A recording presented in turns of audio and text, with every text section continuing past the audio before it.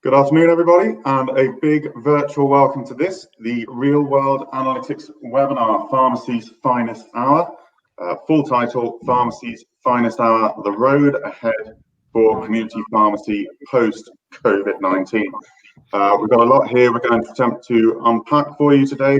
We're going to be talking about what's happened, but also how should pharmacies react as businesses, and what can be done to make sure that we're continuing to deliver strong and profitable pharmacy services. Thankfully, we've got a terrific panel of experts who are going to try and provide answers to our questions. So, very quickly, let me introduce them to you. I'll start by introducing myself. My name is Paul Counter. I'm the Business Development Manager for Real World Analytics. I'll be hopefully steering the conversation and putting your questions to our panelists. So, joining me today, I have Kevin Murphy. Kevin is a highly experienced superintendent pharmacist at Wellbeing Pharmacies Group. He is also an innovator and a co-developer of the MedPoint range of automated prescription collection solutions. So good afternoon to you, Kevin. Hi. Welcome, Kevin. Leyla Hambeck joins us as well. We're delighted to have Leyla with us. Leyla is the Chief Executive of AIM, the Association of Independent Multiple Pharmacies. Leyla, in that role, is regularly dealing with government. She's dealing with senior figures in the NHS. You might have seen she is occasionally meeting Boris Johnson in pharmacies. So we're going to hope to get the national view from her, and we're delighted to have her with us. Also with us is Alex Pay.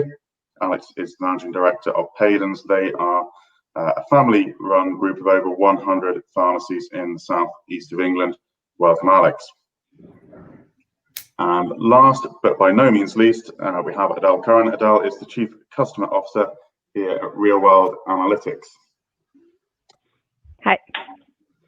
Hi, good afternoon, everyone. So I did say before I introduce the panel that I'll be putting our questions to the team here. So I'll be asking the initial questions, but do please get involved, join in.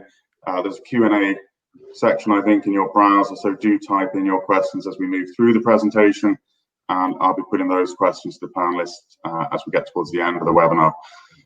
But first things first, we're going to talk about the road forward, we're going to talk about the future, but really does feel right before we get to that point, just to reflect on the last few months, and in particular with community pharmacy. That means paying tribute, I think, to some of the remarkable work that's been done up and down the country by pharmacists in branches, making sure that patients have got not only the medicines they need, but the care they need, and in fact, even the reassurance they need during what's been an unprecedented and very trying time for everyone.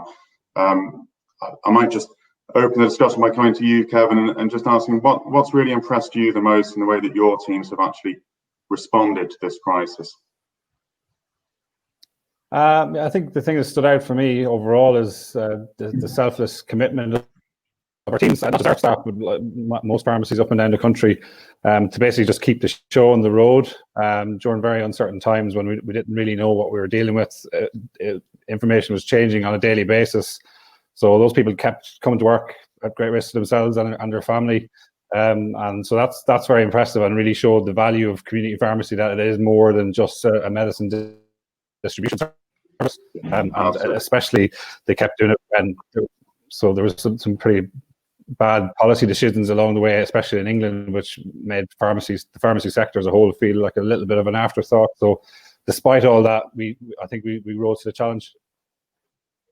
Yeah, fantastic. And Alex, I guess you'd have a view really almost across the entire southeast of England, but again, teams just responding in a fantastic manner. Yeah, I mean the same message as Kevin. Really, they really did just rise to the challenge. They got on with whatever was in front of them, changing, daily, sometimes hourly, and what they needed to do. And their response to every kind of challenge that was thrown at them was amazing.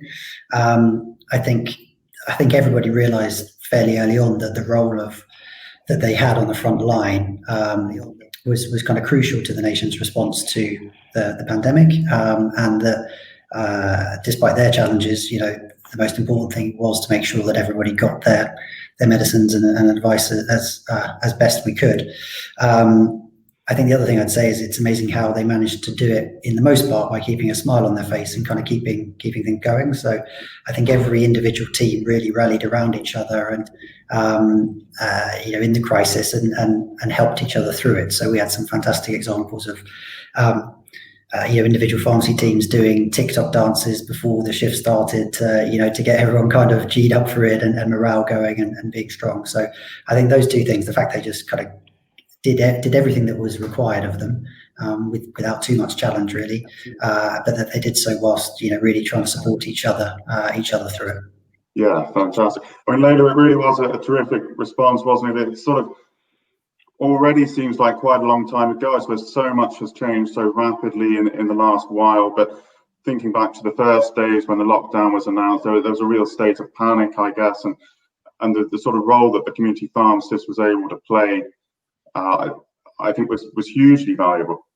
Absolutely. I mean, as Kevin and Alex have already mentioned, the sort of resilience that we saw during this period from community pharmacy was unbelievable. And remember, none of us have been in this situation before. We're seeing GP doors closed and pharmacies left open, and these are all last minute things. It's not something that we have been preparing for. Yet pharmacy teams come together. They manage the challenges. We put things together quickly. Prescription levels going off the roof in March. I'm sure Alex and Kevin can verify that. And the teams are managing this as they go. And every week we get new things thrown at us, new things that we've never dealt with before. And they come together and they do that. And then from a national level, obviously, our job has been to make sure that, for example, from AIM's perspective, to make sure that our members are supported in terms of from information perspective, but also making sure that we're bringing all of these challenges, all of these new things that pharmacists are experiencing to the attention of the decision makers, making sure that pharmacy is not forgotten when it comes to, moving things forward and as part of the whole thing being counted on. Yeah, absolutely. It's definitely been a real opportunity, I think, for community pharmacy to shine and to show its value. I think everyone here and probably everyone at home tuning in would extend a massive thanks to the hard work that the pharmacists have put in. We're going to, in a moment, take a look at some data that we want to show you, which Adele's going to lead us through, just to really put into context exactly what happened nationwide. Before we do that, though, I'd just like to ask both Leyla, Kevin and Alex, if we can just ask them for one sort of key takeaway of what they've really learned and how they're doing things differently as a result of all this. And then we'll perhaps explore that in a bit more detail once we've seen the picture via the data. But if I can start with Alex this time, what's really been the big learning for you? I think for us, the challenge of new things coming out each day and new guidance, new challenges, new things that we needed to do has really shone a light on how important making sure we have the right kind of communication channels open across the business with kind of all of our pharmacies. So firstly, making sure that we have a good route to communicate out to our pharmacies, making sure that we kind of strip out all of the noise that there is from the advice that comes from lots of places, and make sure that they have the right information from us, but also making sure we are getting that feedback back from them in an efficient way. Firstly, making sure that we're able to hear their concerns and their issues and respond to them promptly, but also gather feedback from them and their ideas and innovations. And I think particularly during the early days of the crisis, a lot of the kind of broader things that we did across the group came from ideas that were kind of sprung up in individual pharmacies of how best to cope. An example I'd say is the 1 hour kind of closing at lunchtime to catch up that became kind of widespread across the industry. From us, it came from one pharmacy asking a superintendent if they could do it because it would be a big help. And when we saw the value of that, we kind of pushed it out to others. Ahead of necessarily the official guidance saying we could, because it was just what was needed to be done. So, and the third thing on the communication side is making sure that we're kind of fostering a culture across our groups and pharmacies, and making sure they don't feel like they're kind of siloed out on their own, but they're part of something broader. And I think we did quite well during the pandemic, but it highlighted that we don't have the right or good enough processes in place, and that's really something we need to work on to improve going forwards. Okay, well, that's fascinating. I mean, I expected we'd hear the view that communication out to the branches was critical, but really interesting to hear that feedback coming back from those branches can be a major source of innovation. Kevin, if I was asked to ask you the same question in terms of what your major learning been in the last 6 months, what would your answer be? I think for me, it's reinforced in my mind the direction of travel of pharmacy, and what we've learned is that we need to always prioritize the strategically important stuff over and above the day-to-day operations. The day-to-day operations are important. There's lots to do there, but we've been putting off certain changes, and it's human nature to avoid change. But the learning is that basically we have to focus on making strategic changes. So things like using new technology, using new features, functionality in the PMR system, delivery apps, that kind of thing, as well as the automated collection that we've developed. It's all part of it's all interlinked to making the business more efficient. So that's what we've learned, that we have to focus on that, because it won't happen unless we embrace the change, and it takes a lot of focus to actually do that, rather than knowing that you need to change. You kind of put it off until you feel like you have to. The COVID has basically made us realize that we have to do this. In general, the pandemic has created a watershed moment, I think, in healthcare. With the adoption of digital technology, in GP practices has completely transformed, and how patients consume healthcare has completely changed. It's not going to go back to how it was. It may recede a bit. Yeah. So it's kind of like we've crossed a Rubicon from that point of view. Okay. If I just add to that, I think what we saw ago was so much change having to happen so quickly. I think it certainly showed us that actually our teams and our business and our support teams were actually capable of delivering much greater change than maybe we had pushed for in the past, because, as Kevin said, it's too difficult, or it's hard, or how do you do it well? It's kind of shown that, when you need to, you can do it. So I totally agree. There's a huge amount of change that will be accelerated because of this, and innovation that will come through because of this. Okay, so change is possible. I think that's one thing we noticed as well as a group when we're showing our business intelligence systems to potential customers, is all about sort of bridging that gap between seeing the value of it and seeing the value of it as something to do now, and as Kevin says, that kind of Rubicon moment where you realise it makes sense to just go for it, I suppose, and embrace the change. Now, Leyla, you must be dealing with an awful lot of pharmacies up and down the country, and I guess your sort of key takeaway must come as a result of all the feedback you've had from them. I mean, what has AIM taken out of this time? So we are very privileged in that we've got an overview in terms of all the innovative stuff that our members put in place, and we can bring them together and look at, okay, how can we kind of make this, bring this to the attention of decision makers to make it as some sort of a permanent feature for pharmacy. So we embarked on putting together this restoration and recovery piece, which we shared with our members, in terms of looking at what features have been identified during this period that pharmacy has really excelled in, and showcased innovation, and showcased that we can manage this really well if this service was to be provided through community pharmacy moving forward.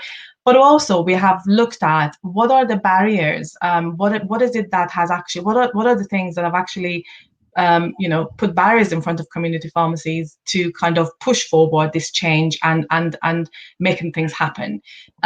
So combining these two, we've put together a way forward in terms of what could be good from community pharmacy, and what we need to do to make sure that those barriers are, for example, regulation, bureaucratic stuff that are completely unnecessary, to kind of get rid of them. And ask the decision makers to do something about it, so that we can move forward easier, because the willingness is there, and we've shown AIM members, and I'm talking from an AIM's perspective, we've shown AIM members absolutely excel, being very good at putting things in place, being very much up to speed with what needs to happen, And so the next step for us is to make sure that decision makers are aware of it. Excellent. Okay, thank you. And of course, it's not just been community pharmacy that has had to adapt during these last 6 months. I know that for ourselves here at Real World Analytics, we've all been working very hard behind the scenes, and Adele's team have been really trying to make sure we can assist with these changes in any way we can. Some of our viewers will already know we've put specific new functionality and modules around COVID-19 out for the market to make use of. Adele, how have we found it? I mean, we've been hearing from customers and we've been helping customers. So yeah, I think yeah, we have noticed that you know, sometimes the day-to-day processes that were instilled in the pharmacies because of obviously the pandemic, a lot of the processes went a little bit out the window.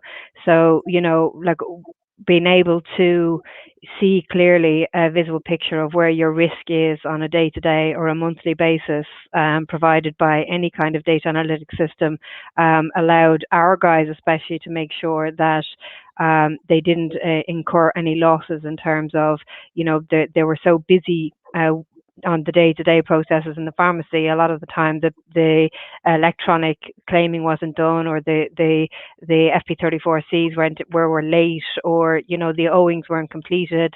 So, you know, you could see a lot of challenges like that coming around, especially around March and April. But, you know, having transparency and visibility of that on a day-to-day basis, I suppose where we came in was, you know, we had feedback from our customers very, very early on in March, and we were able to adopt and change our system very, very quickly to give them real insights into focus areas straight away. So all of our guys by, you know, the end of April had real focus reports that were going to help them in areas that were more difficult in the pandemic. Okay, great. So I think we've got a few topics there we're going to dive into in more depth in a minute. From Alex, the value of communication. From Kevin, talking about, you know, strategic planning and not putting things off. Leyla, they're talking about breaking down barriers, and it'd be interesting to hear about that in a bit more detail shortly.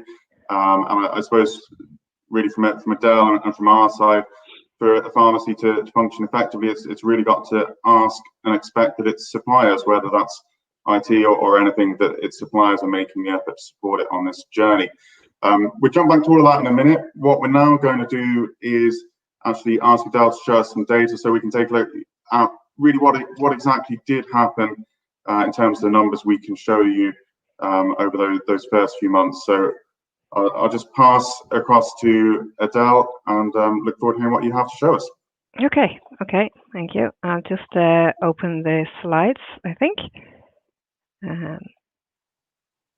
Okay, so effectively what I want to show you is just kind of the impact of the last 6 months trading across kind of key performance indicators within the pharmacy, whether it be item growth, patient growth, EPS, nominations, services, just to give you an idea of what we're seeing through our visibility of data. So we have about 1,000 pharmacies currently on the Real World system, and we also have access to the full nation's data through the NHS published data.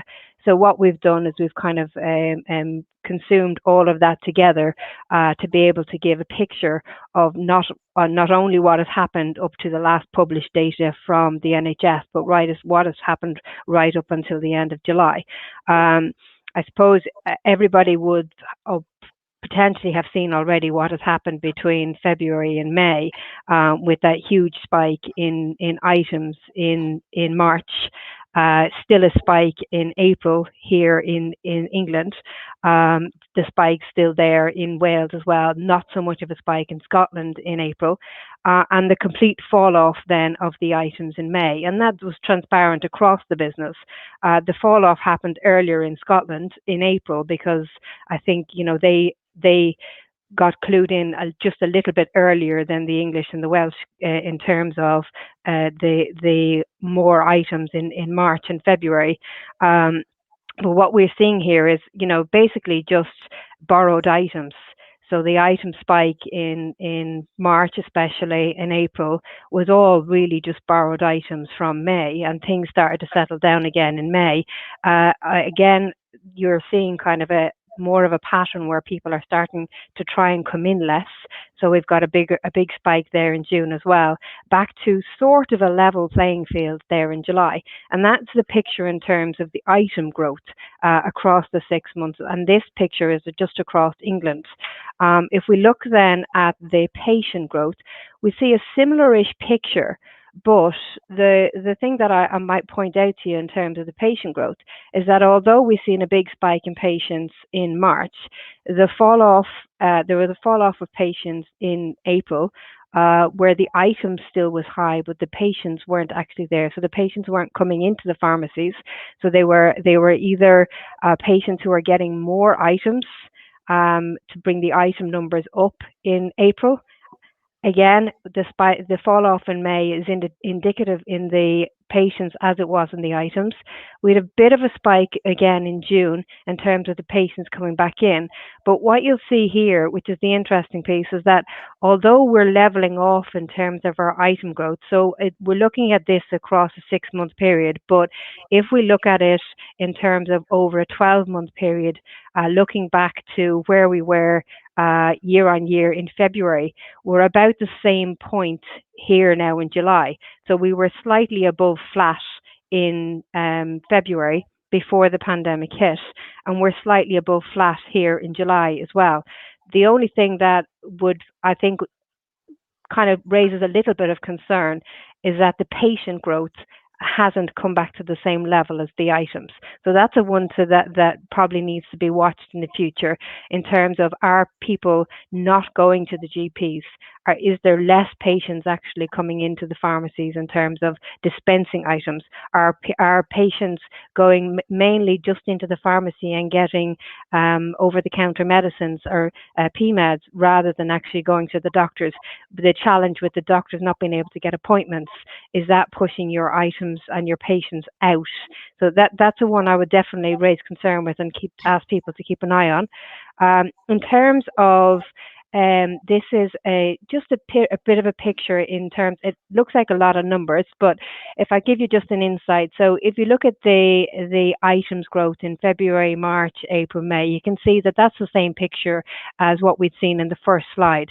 In the second part of that, where the quantity growth we're looking at here is in terms of the number of tablets and capsules. So the swing in the amount of potentially period of treatments in the months around the pandemic.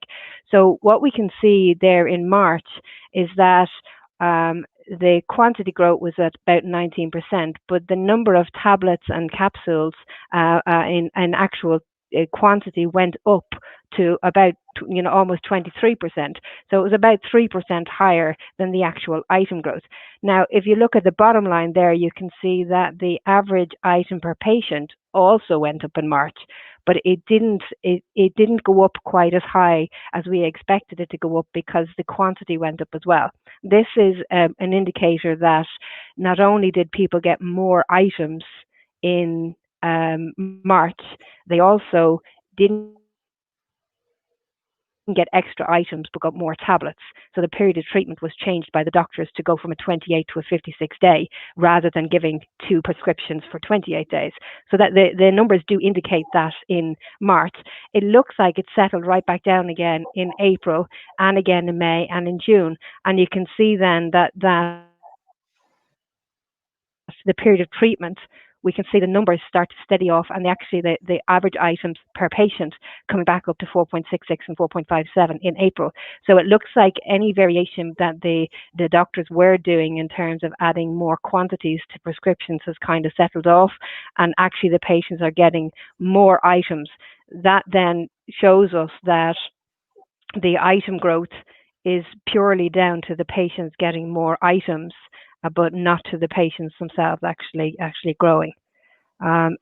This one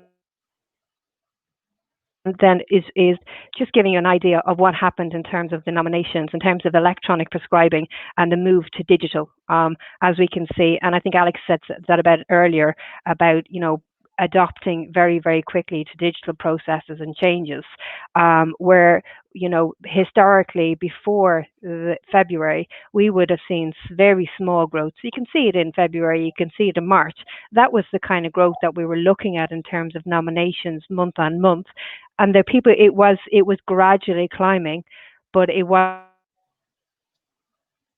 climbing to any big extent. All of a sudden in April, we had a huge spike in the number of nominated patients. So effectively, anybody who wasn't really engaged with the electronic prescribing process became hugely engaged with it overnight. And you can see that the consistency on that, this trend line here is month on month. So that's, 3.7% up on April, 1.9% up on May. So this is a consistent level of growth in nominations across the industry. In terms of the EPS, the actual electronic prescriptions, you can see that has moved exactly the same way the nominations has, with it was hovering at around about the 80% across the industry up to about February, and then you can see to July we're right up at 94% of our prescriptions coming in digitally into our pharmacies, which there's a good thing in line with that in terms of it allows us to manage our stock better. We know what stock is coming in, we know what prescriptions are coming in, and there's less people in the pharmacies. In terms then of our ERD, so ERD is electronic repeat dispensing. So, ideally in the scenario that we're in now, having patients on 6-month prescriptions dropping down into your pharmacy electronically on a monthly basis is the way to go forward. That then allows you to control your workflow, allows you to control your ordering, and it also allows you to control your deliveries if you know the amount of prescriptions that are going to be in your pharmacy on a monthly basis. So although there's a lot of patients who actually get repeat medicines, and a lot of them actually aren't on an electronic repeat dispensing. So, having conversations with doctors and surgeries in terms of moving more to electronic repeat, it would be very beneficial. You can see here that there was a substantial rise in electronic repeat in light of the pandemic as it is. The same kind of trend that we've seen with everything else digital across this last 6 months, the digital took over everywhere. So the other thing, just switching slightly from the patients and the nominations, is to have a small consideration about our services. So what we've seen across the industry in terms of services within the pharmacy, which was a big focus of the new pharmacy contract, was that we were going to move a lot towards more service-driven pharmacies rather than medicine driven and tablets, and so what we saw obviously was a big fall off in terms of services, because obviously we weren't able to do them. The reason why I was just showing this NMS trend, the orange line there you can see at the top is the RWA customer groups, and the bottom line there is the rest of the industry. Now, previous to the pandemic, our customers had a higher rate of NMS anyway, but you can see that the drop-off wasn't as significant for our customers, that there was still NMS being claimed even within March, April and May, especially March and April, basically because when the pandemic happened, there was a huge rush towards making sure we were able to handle the items and get the patients serviced and get them looked after and get their medicines out to them, that all the NMS that had been started in the beginning of March or February were left, and an awful lot of them expired. So what I was saying is that, with the visibility of these issues, there was the ability to be able to complete the NMSs because they were able to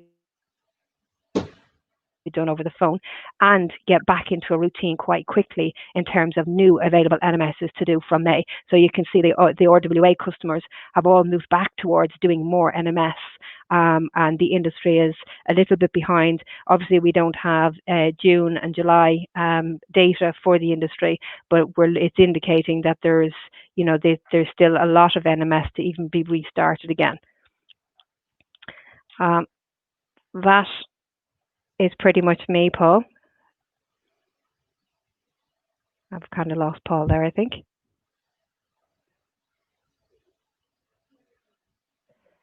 So has anybody got any questions or anything in relation to that? Any of the rest of the panel, anything they want to share in relation, or anything they want to ask in relation to those slides that I've just shown while we're waiting on Paul?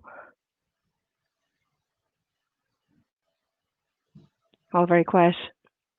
Is it a quite a visible indicator of what you're seeing across the industry, Leyla, in terms of that spike, peak and trough, in terms of the months that I think May was a big concern for everybody, in terms of, you know, the industry looked like there was a huge fall in May, and people were very concerned that this was going to be an indicator of what was coming forward. But we can clearly see that, you know, across our own benchmarking, that we have things are settling back down again. So, you know, although there definitely needs to be a re-engagement with patients in terms of making sure that any patient growth that you're getting, that you're sustaining it and looking after it and growing it, that the items are actually still there. Yeah, and this is very consistent with the reports that we've received from our members, Adele, in terms of like what has been happening over the past few months. And yes, definitely a big spike in March, a lot of, you know, workload landing on community pharmacies then, but also, you know, the footfall coming down over the, you know, because obviously of the lockdown, and also, you know, we're thinking because of the fact that surgeries are also closed, you know, those pharmacies that are actually based in a surgery setting have been hit by, you know, not getting as many patients obviously visiting them. You mentioned things about NMS, and it's fair to say that data around NMS has demonstrated that this service actually works, and NHS England are very aware of it as well. And so we are working across the sector to demonstrate how community pharmacy can, you know, make the best out of NMS. And so these are the sort of conversations that we've been having with NHS England. But as I pointed out before, we need to overcome the barriers. We need to make things easier for community pharmacists to pursue these services. For example, NMS, you know, one simple thing such as wet signature, you know, why do we need that? If we are going online and if you're doing things by video and things like that, why do we need to have in this day and age wet signatures? So it's one of those things that we are kind of pushing forward, and you know, and you know, to be fair, NHS England, Department of Health, they are aware of these sort of barriers, and they want to support and help with that. But it is time consuming. Yeah, it takes time.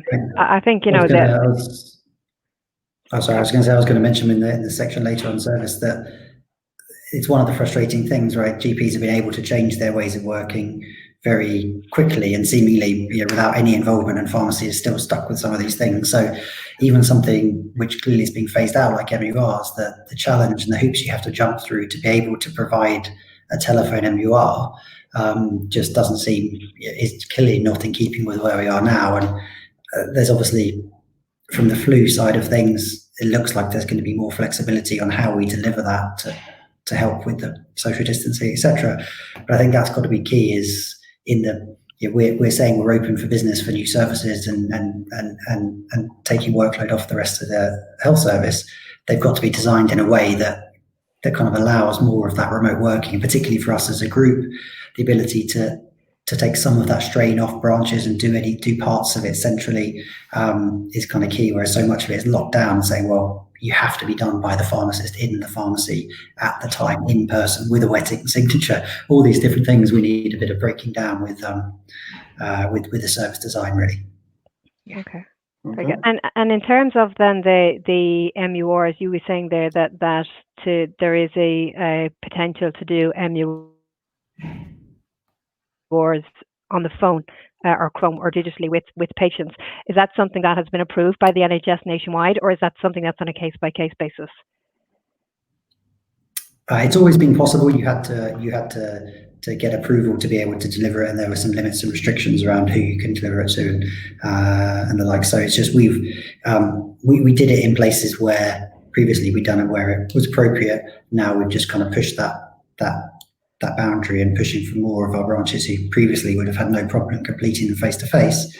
Obviously now that's more difficult, and it's been impossible up to now. So to kind of keep that service delivery going, we've kind of pushed that telephone MUR process.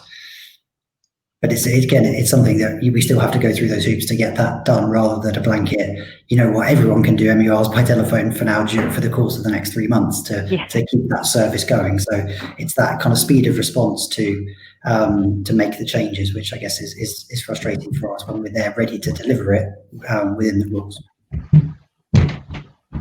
Okay, that's really interesting. I think we might have lost Paul again, have we? I got kicked out. You're kicked out too. Okay. Sorry. So I think I missed some of that, but I kind of picked up some of what Leyla and Alex were saying about NMS, and I would kind of echo that as well. We tried to, obviously, with the Real World Analytics platform, continue on doing some NMS. But we felt we were operating in quite a difficult and grey area about getting signatures and consent and what happens with post-payment verification. So that was very frustrating and something that definitely needs to change. Yeah. Okay. I'll just check at this stage. Am I actually back as an active participant? You are back, yes. Yeah. Apologies, everybody. New technology, trying new things, and as you can expect, the whole webinar and webcam worked perfectly all of last week, and the one time you come to do it live, you're going to have a bump. So I did miss a couple of moments there, so extreme apologies if I'm repeating anything, but I think I just about left the webinar when Adele had finished her presentation. It was really just to say we obviously covered quite a lot of data there for the people joining from home. So if you would like to see that data in a bit more detail, please do get in touch with us. Obviously, what we showed you was quite high level and quite general. If you'd be interested to see exactly in your own data what's happened over the last while, we'd be delighted to show you that as well. So do please get in touch. I know that when we show data, it tends to prompt a deluge of questions, so do please be using that question panel as well to put your questions into us. Paul, can I just say one thing about data? I mean, another thing that was very clear during this period, COVID period, is how important data is actually, to back up what we want to push forward for community pharmacy. So in order for us to put forward suggestions, obviously we do need to have the data to back it up, and it is becoming increasingly important, with all these fast-paced things that are moving forward, and we're looking at, can pharmacy deliver this, can pharmacy deliver that, and the data backing that up is essential for us to prove that we can. Yes, absolutely, yes. Well, one of the points for discussion we had later on, Leyla, was actually around that relationship with NHS. How does community pharmacy state its case? How does it show itself in the best possible light? I suppose if we think back over the last while, we've seen, quite a few sort of big announcements from ministers endorsing community pharmacy, stating how highly they value it. Is that a new message that we're hearing since COVID, and is it just a message, or is it deeper than that? Do you think we're seeing some change? Okay, so I'm sure every pharmacist and pharmacy teams were as frustrated as me when we heard messaging coming out and pharmacy was missed off. And particularly in the beginning, I was pulling my hair out, and I was thinking, why are we being forgotten? So we raised that with NHS England and Department of Health as part of the regular communications that we have with them, and in some cases they were very quick in terms of like addressing the issue. For example, you may remember the issue where Matt Hancock announced there that if you have someone who is affected by COVID and passes away, there will be some funding available for them. And guess what? Pharmacy was not as part of that group mentioned, so that was addressed very quickly. We raised it with NHS England and Department of Health, but it comes back to kind of making sure that we don't have to all the time remind that, hey, don't forget pharmacy, don't forget pharmacy. It needs to be kind of embedded in the whole DNA of communication coming through NHS England and Department of Health. And so we raised that, and as a and there were agreements that there needs to be some changes around this. And so I'm glad to say that we are now having meetings planned with NHS England board members, and for example, Lord Pryor is going to be meeting with us, and high officials from NHS England are going to be meeting with us end of September, and we have that opportunity to put across again the capability of community pharmacy, what community pharmacy can do, but also looking at how we can establish that sort of relationship. When it's just England, you will have also seen that we launched a campaign, AIM launched a campaign to get the patient support for community pharmacy teams during this period. And this campaign was very effective, and the royal family picked that up and tweeted it around and thanking community pharmacists. So it's kind of working at all angles to make sure that the profile of community pharmacy is raised with NHS England, with the department, with politicians. And that's one of the reasons we've been engaging with, for example, with Boris Johnson, bringing him into pharmacy and telling him what's going on, and also with patients, because at the end of the day, their views of community pharmacy really, really matters. They are the voters, they are the people who are using community pharmacy. So all of this coming together is something that we want to kind of make sure we've not left any stones unturned when it comes to those sort of relationship buildings and putting pharmacy across. I have to say, though, we still have some way to go, but we have started on that journey. Do you, it feels like the noises from kind of government and ministers are much more positive, at least in the public statements. A lot of the challenge has been said has actually been around relationship with the NHS England, and getting them on board with pharmacy as a model. And often the breakdown has been that the government might be on board, but NHS aren't, and so we don't get the support. Are you seeing any improvements in that relationship, given how pharmacy kind of stood up to the plate when GPs closed? Yeah, so that is something that in every single meeting that we've had with NHS England, it's been highlighted how pharmacy delivered during this period, and so this, I don't think pharmacy has ever had that sort of audience with senior board members of NHS England, and we are having that now. So we are putting that in place, and we need to make sure that we use this opportunity to the best of our ability to put across the points that we need to put across from community pharmacy. And that, Alex, comes back to the point that you mentioned. We need to overcome some of the challenges and barriers and perceptions within NHS England in terms of like how we're moving forward, but also working on the positivity that sector can bring in. But as I said, it's a start. I'm glad that this start has happened. But we still have some way to go to kind of get that change in. I think from my point of view, and maybe from a smaller independence point of view, the warm words, they are warm words. It's nice. It's important to get the mention. But what I was thinking when people were screaming out for pharmacy to be mentioned, there comes a point where, okay, mentioning is nice, but warm words don't pay the bills. Exactly. And I think there's a lot of independents screaming that we need some action. And right now we've got the sword of Damocles of this 370 million in England hanging over us, and people don't know what's going to happen. Everyone's hoping that it's not going to get clawed back, but I think there's going to be a lot of businesses and a lot of difficulties if and when it is clawed back.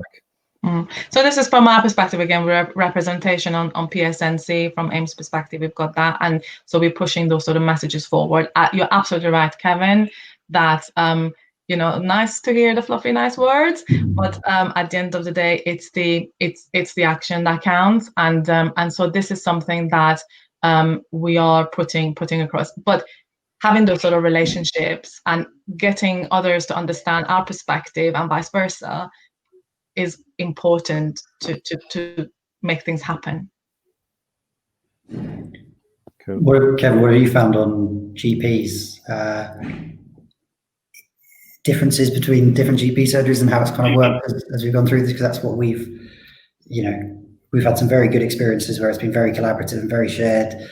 Everything about what they're doing and how we can help the patients together, and other examples where the pharmacy team came in the morning to find the co-located GP surgery closed and no one had told them anything, and patients banging on our door saying, what's happening? And so again, I guess it just shows the kind of lack of continuity there, where there's no kind of joined up approach between the two. It's whatever each individual site wants to do or feels is important. Yeah, I think we were in a bit of a information vacuum in March, and obviously there's going to be a patchwork of different people reacting in different ways. And I think it's just a real mixed bag. There's loads of positive stuff. I've heard stories of people being referred to pharmacies when they shouldn't have been, but just because they're open, and kind of almost like pushing the problem away. But we've had overall fairly positive. We've got some very close partnerships with some GP practices, and that enabled us to do some innovative stuff. One of them was our health centre that we had with massive queues. Health centres had particularly the biggest problem, I think, during COVID, because they had, if you had a high volume pharmacy, you're going to have more people coming to it, and that translated into up to 2-hour queues at times. When that started happening, obviously you immediately do everything possible to try and reduce the queues, reduce the flow of people coming towards your pharmacy, whether that may be using SMS notifications, increasing deliveries, but there's only so much you can do. And all the time we were thinking this is going to damage our business, because people will queue the first time, but next time they're not going to come back out if they know they're going to have to stand in a queue. And also there's an element of community pharmacy kind of got away with it because of the weather was good, and that's not going to be the case in the next couple of months, especially in Scotland where I'm sitting. So all the while I'm thinking long term, this is not, this isn't going to wait 18 months. We're going to have to do something drastically different here to avoid the queues. And just touching on the nomination, the data side of things as well. The nominations, they were going up because everyone was being nominated. But what I think it was doing, and what I felt it was masking the underlying picture of what the valuable patients are doing. So there's just people getting acute prescriptions, and it's your nominations. Our nominations look good, even in our health centre ones. But the item data and what's happened in the subsequent months have shown that there's a big move towards online pharmacies. They're getting a much bigger proportion of the market share of certain surgeries. So the data can kind of mask things sometimes, I think. Yeah, particularly at a whole level. I mean, we across our pharmacies, the average is, they're probably a little bit softer than what Adele's number showed across the board. But within our group of pharmacies, you've got massive variations in item volume, particularly in retail trade. We've got pharmacies that are still kind of trading 30-40% up a month on retail trade, particularly if you're in a relatively populated but isolated village or town where you're one of the only retail elements open, and there's not a supermarket nearby, to others where they're running at 65-70% down on retail trade because they're in a health centre and they haven't been able to fully open yet, etc. So the data on the whole national level really hides the fact that some pharmacies, through no fault, are suffering much worse than others. We see that in our group, but clearly across the country, and from an independent perspective, one pharmacy could be doing very well out of this, and many others could be doing very poorly. So I think that's part of the message across to the negotiating bodies and the government is it's not just about supporting the industry it's not just looking at the overall numbers, it's about seeing where that's really impacted kind of individual circumstances. It kind of just said that we are also doing an exercise, and you may have seen in C&D, we highlighted the problem that in some cases the levels have dropped significantly. And we mentioned, for example, the healthcare setting, surgery settings where pharmacies are located. So we're doing an exercise in terms of looking at, analyzing some data from AIM's perspective from our members to make sure that, we put forward some suggestions, and also liaising with PSNC on how we can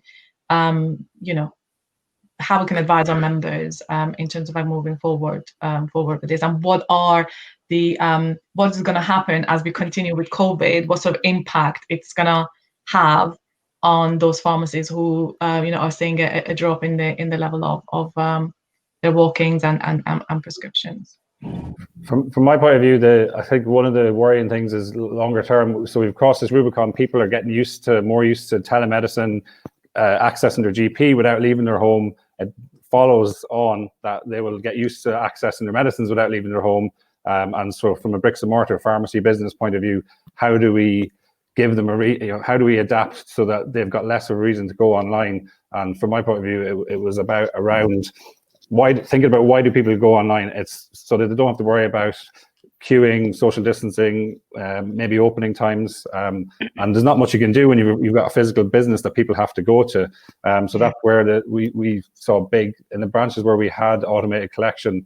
It made a massive difference to how they were able to cope during the pandemic, and it gave the patients that option to avoid queues if they wanted to, but not have to be in for a delivery. Obviously, a lot of people were in during lockdown, but that's starting to loosen now. So it's kind of going forward. It's a kind of a blending the approach, giving patients the best of both worlds.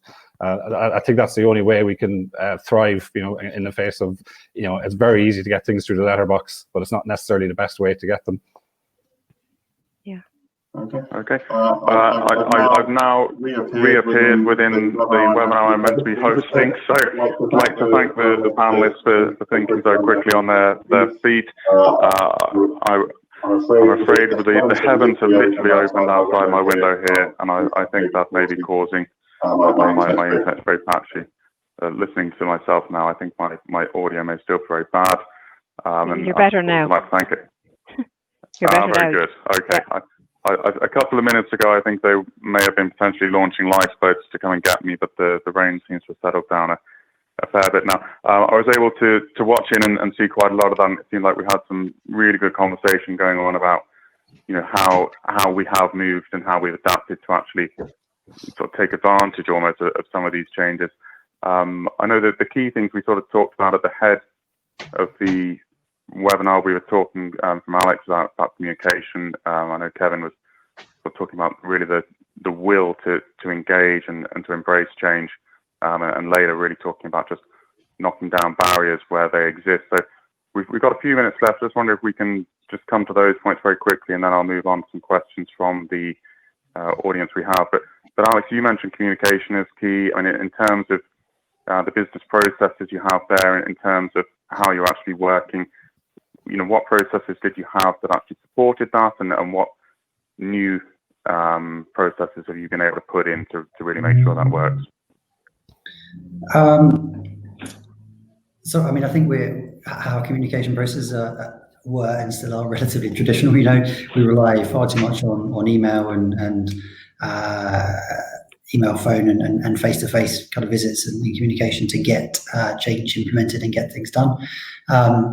And obviously during the pandemic, when you've got, health and safety guidance, you've got clinical governance guidance, you've got maintenance teams asking about putting in, screens, you've got huge requests coming from pharmacies about, how they implement various things, what's the policy on, can they have this, that and the other, how we as a team can support that, and how we can get that message across. So the problem we're in now is we still have that same challenge, but we're looking at kind of various software solutions out there that will allow us to have much better than email kind of solutions, really, that allow that kind of more interactive dialogue both ways, so that pharmacies to be able to raise requests and us to be able to kind of get information and gather information from them as well, but also that kind of interaction between pharmacies and between teams. So what we did in the kind of midst of the crisis to kind of support teams, mental health and make people feel part of a team, and we actually set up a Paydens family Facebook page, if you like, a Facebook group. We had almost 1,000 members of staff kind of join up to that at the end, and they were sharing lots of stories, good news stories, bad news stories, things they were doing, TikTok videos and the like, and that was really good for the morale of everybody, I think, and really kind of helped. Was a big support. That's fine in a crisis. That's the volume and interaction on that has obviously dropped off significantly now as we're more in normal times. But I think as an organisation, we need to do more and look at solutions that allow that to be kind of maintained and allow that interaction to continue, because I think that's how we'll get the best out of our our network is people being able to share best practice and ideas. And it's not always, or it's always isn't just, okay, head office says we have the best ideas. That the teams on the ground often have solutions to individual other teams' challenges. So for us, that's what we're looking at is can we put solutions in place that really facilitate that more effectively? And it ties very much into Kevin's point about innovation. This has been a challenge for us, for a long time, really, and everyone else as well.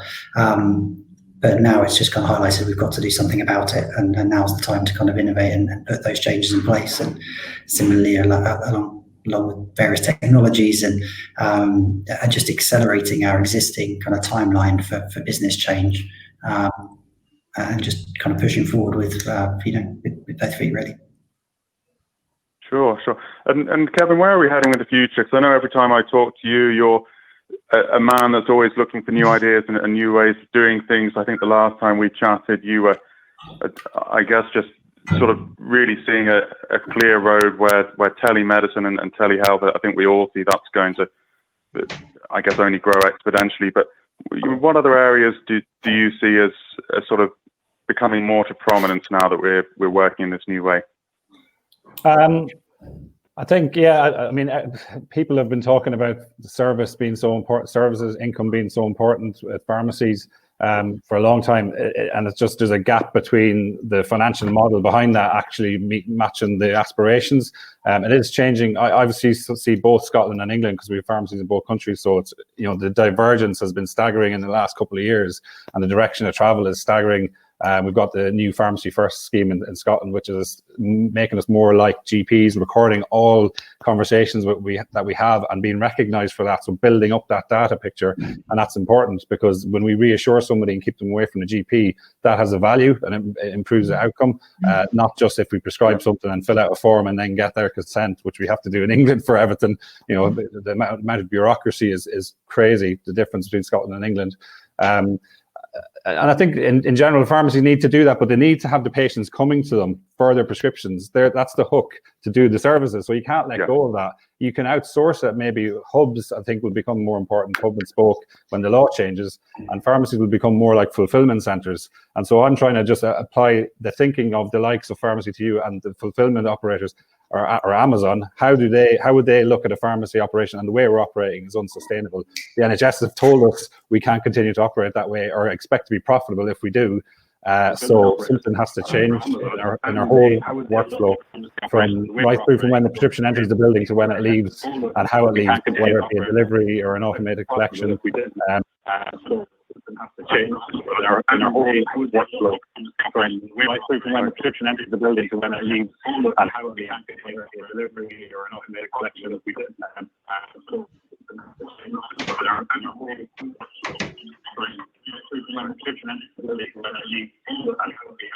I think we have a bit of a loop going on there.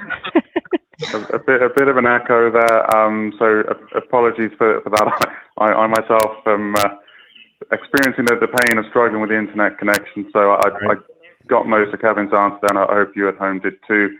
As I said, Kevin's certainly a big ideas man, and I think he had a chance to talk to us a little bit there about the MedPoint system. If you have been listening and you'd like to pick up with Kevin or indeed any of our speakers, I'm sure they'd be happy to talk to you. We're coming quite close to the end of our time now.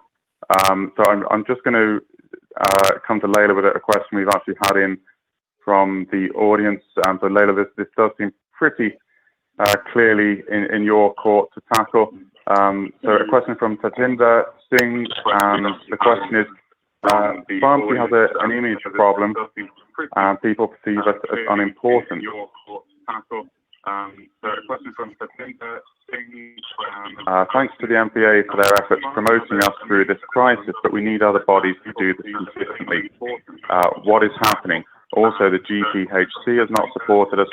Can they be made to reconsider their attitude?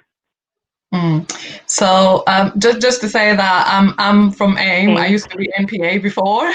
I know people still put me in same league as the MPA because I was there for 10 years, but now I'm AIM. So thank you for your question. Definitely, I think, as I said, there are three elements,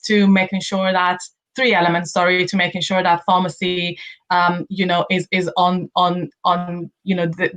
the way to get to the top, to the level that we need and deserve to be. One is patient engagement, making sure that we showcase, the patient support for this sector. And we did that in April, and we saw the thousands of patients holding these cards up, demonstrating support for their local pharmacies. And the other bit is engaging with politicians, bringing them in to see for themselves what community pharmacies are about. And when Boris Johnson visited, one of our members, when I invited him to do that visit, he didn't know community pharmacy was delivering flu vaccination service. We educated, the politicians on that front, right, in terms of like what it takes. And the third bit is our relationship with NHS England, and again, working on those perceptions, starting those dialogues, and moving forward with that. And both to Kevin's and Alex's point, our members are bringing innovation in, and our job is to make sure that we pave the way for that innovation to come in by lobbying to make sure that all the barriers are to one side so that our members can move forward, pharmacy can move forward to the level that we need to be. So I hope that answered your question. But yeah, there was an echo. If it didn't answer your question, it's Paul's fault. There was an echo. I didn't hear it properly. Well, thank you for that, Leyla. That certainly seemed to tackle a few of the key elements there of the question. I've actually got a timer flashing up on my screen telling me that we're quite close to our time to spend with the audience today. So again, apologies from me that I've not been with you and visible for the entire hour, but I think we're sort of coming to the end of our time. First people I would like to thank would be the audience at home. Thank you for spending an hour with us today. I hope you found it really useful. If you are interested in innovation, and we hope you are, and you're interested in innovating to deliver profit, we would certainly love to talk to you about our business intelligence system. In fact, we are so keen to talk to you that if you are a member of AIM, we're offering 25% off your first 12-month subscription with us.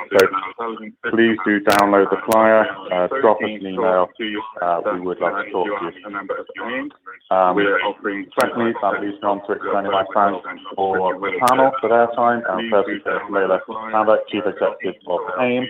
Thanks also to Alex Page, Managing Director of Cadence, Kevin Murphy, Superintendent Pharmacist of Wellbeing, and to Adele Cohen, Chief Customer Officer at Real World Analytics. Quick thanks also to our friends at Pharmacy Show and to the wider RWA team, Katie, Rebecca and Connell, who've helped put this together. That really is it from us. Apologies again for the quality of the audio here. We're going to be putting together further webinars later in the year, so we would love to see you back for them. And yes, we hope to see you again in the near future. Thanks so much everyone for their time, and have a good afternoon. Goodbye. Bye. Thank you. Bye.